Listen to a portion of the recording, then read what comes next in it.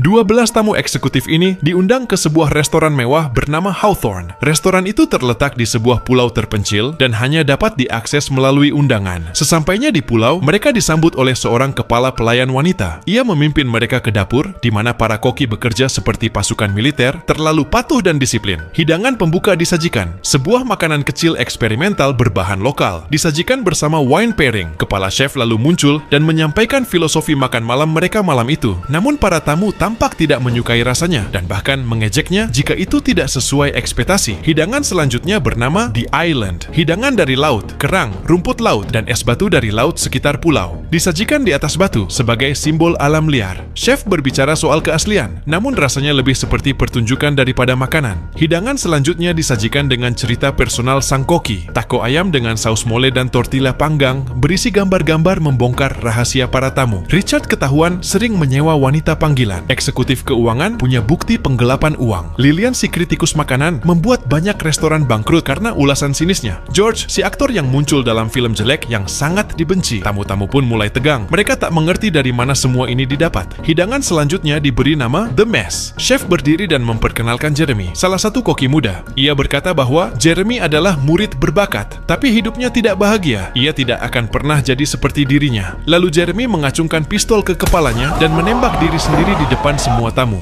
Sontak hal ini membuat para tamu syok. Semua tamu sadar ini bukan lelucon. Para tamu mencoba lari, tapi pulau sudah dikepung staf bersenjata. Satu persatu ditangkap. Salah satu eksekutif bahkan hampir lolos, tapi ditusuk oleh kepala pelayan. Chef mengumumkan bahwa tidak ada satupun yang akan keluar hidup-hidup malam ini. Setelah beberapa kematian, para tamu kaya itu pun putus asa. Tetapi tidak dengan gadis ini. Ia menyelinap ruangan koki dan melihat semua fotonya menunjukkan wajah yang serius, kecuali satu foto di mana ia terlihat bahagia saat menjadi pegawai teladan di restoran burger. Dengan langkah berani, ia tiba-tiba berdiri dan menyatakan dirinya kelaparan. Seketika membuat para koki berhenti bekerja. Ia menolak hidangan mewah karena dianggap hanya gaya dan tidak bermutu. Yang ia inginkan hanyalah sebuah burger keju. Sontak sang koki pun tertegun dan tersentuh mendengar permintaannya. Ia tidak marah dan segera membuatkannya burger keju tradisional. Akhirnya wajahnya menunjukkan senyuman saat menghidangkannya. Melihat gadis itu langsung melahapnya dan menikmatinya, sang koki tampak berseri-seri dan tersenyum puas. Tanpa diduga, gadis itu memuji burgernya yang enak dan ingin membawanya pulang. Sang koki pun terkejut, namun ia dengan senang hati membungkuskan untuknya. Gadis itu meninggalkan $10